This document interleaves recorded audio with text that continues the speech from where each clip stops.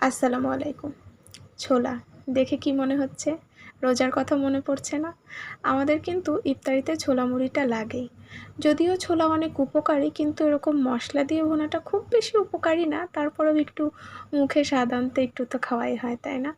ছোলা কিন্তু একটা প্রোটিন সমৃদ্ধ খাবার। ছোলাতে আছে প্রচুর ফাইবার এবং অ্যান্টিঅক্সিডেন্ট, যা হজম ক্ষমতার উন্নতি ঘটায়। আসলে আমরা অনেক কিছু জানি বা ভুলে যাই, বা জানি না অনেক কিছু ছোট ছোট জিনিস এরকম হয় না, মানে ছোলার উপকারিতা সম্পর্কে কিন্তু জানি না। আবার ছোলা কিন্তু নিয়মিত খেলে ব্লাড প্রেশারও নিয়ন্ত্রণে থাকে। ছোলার গ্লাইসেমিক ইনডেক্স কম, অর্থাৎ এটি রক্ত শর্করার মাত্রা ধীরে ধীরে বাড়ায়।